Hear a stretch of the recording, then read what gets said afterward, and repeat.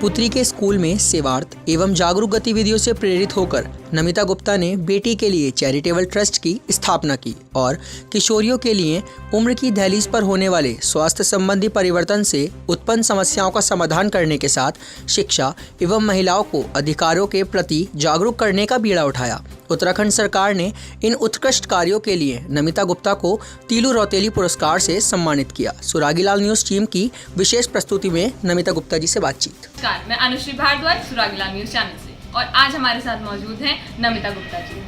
नमस्कार ma'am. Hello Anushree. तो पहले तो आपको बहुत बहुत शुभकामनाएं, बहुत सारी बधाई कि आपको तीलू रौतेली पुरस्कार मिला है, उसके लिए थैंक यू सो मच, बहुत बहुत धन्यवाद। तो आप इस पुरस्कार के बारे में थोड़ा बताएंगे कि कैसे क्या हुआ, किस बात को लेकर आपको ये पुरस्कार दिया गया है? महिला स्वास्थ्य और पोषण के क्षेत्र में महिला सशक्तिकरण विभाग द्वारा child development women empowerment department द्वारा मेरा इस पुरस्कार के लिए चयन हुआ और स्पेशली कोरोना काल में महिलाओं के साथ मासिक धर्म को लेकर मेरी संस्था ने और मैंने बहुत कार्य करा। डिग्निटी किट्स, स्वाभिमान किट्स का वितरण भी करा।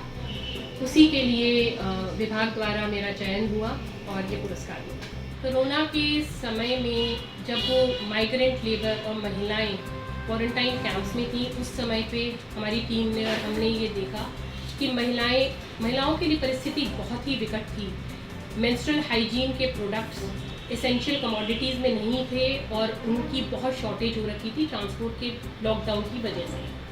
तो उस समय पे गढ़वाल और कुमाऊं के पहाड़ी क्षेत्रों में स्वाभिमान किट्स का वितरण करना, वहाँ पे अवेयरनेस कैंप्स लगाना और कम से कम 5 से 10 हज़ार महिलाओं और किशोरावस्था वाली लड़कियों तक, जिस समय पर स्कूलों में मिड डे मील के राशन का वितरण होता था, उस समय पे मैंने और मेरी टीम ने पहुंचकर डिग्निटी किट्स और मेंस्ट्रुअल हाइजीन की अवेयरनेस भी क्रिएट करी और साथ में उस रिलीफ मटेरियल में उसका वितरण भी करा।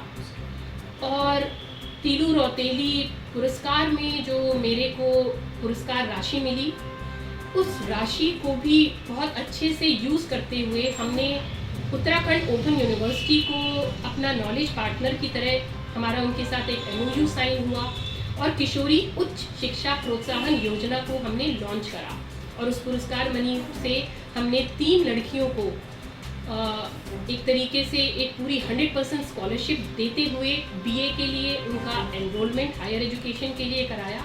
क्योंकि कोरोना का एक और जो प्रभाव पड़ा वो ये हुआ कि 12वीं के बाद बहुत सी लड़कियों ने, हमने पूरा इसके ऊपर एक रिसर्च करी, एक सर्वे करा, लड़कियों ने 12वीं के बाद हायर एजुकेशन से ड्रॉप आउट हो गई थी, जिसकी वजह से चाइल्ड मैरिज जैसी जो हमारे समाज में विकृतियां हैं उनको बढ़ावा मिल रहा था।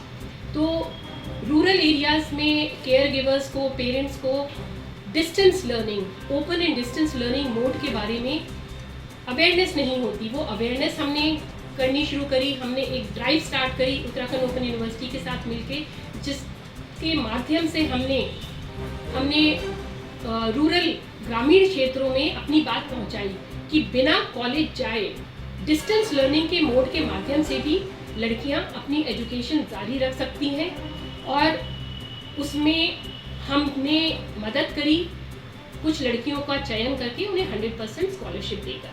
तो मैम, जैसे कि आपने ये अपना ट्रस्ट शुरू किया है, तो इसमें अब आपने आगे क्या क्या सोचा है कि आगे क्या क्या चीज़ें करनी है? 2016 में बहुत ज़्यादा बिना किसी सोच विचार के एक प्रोजेक्ट की तरह हमारा ये स्टार्ट हुआ था और आज पिछले 5 साल में जो हमारा मिशन और विजन है हमारी संस्था का, वो बहुत ही साधारण है। पहला, डिग्निटी फॉर ऑल, यानी कि स्वाभिमान हर किसी के लिए ज़रूरी है, चाहे वो कोई भी महिला या पुरुष हो। यही हमारी आधार है हमारी संस्था का। और दूसरा है a small gesture we makes a big difference in future, meaning कि एक छोटा से छोटा कार्य किया गया, हम सोचते हैं कि हमारे एक छोटे से कार्य करने से क्या फ़र्क पड़ता है, अगर हम एक थोड़ा सा कूड़ा अगर फेंक भी देते हैं तो क्या फ़र्क पड़ता है, सब फेंक रहे हैं, परंतु ये छोटे छोटे कार्य कि एक बड़े उद्देश्य की तरफ हमें ले जाते हैं, ऐसा हमारा मानना है। इसी विचारधारा के साथ हमने ये संस्था स्टार्ट करी थी और आज काफ़ी महत्वपूर्ण 5-6 प्रोजेक्ट्स पे हम काम कर रहे हैं, हमारे जो ऑनगोइंग प्रोजेक्ट्स हैं। और काफ़ी सारे वॉलंटियर्स, नीति आयोग के साथ भी, पिरामिड फाउंडेशन के साथ काफ़ी सारे हमारे नॉलेज पार्टनर्स हैं, हमारे इनेबलर्स हैं। और मुझे लगता है कि अपनी इस मिशन विजन को पूरा करने में हमारे साथ काफ़ी लोग जुड़े हुए हैं और हम काफ़ी आगे तक अपनी बात को पहुंचा सकेंगे। धन्यवाद।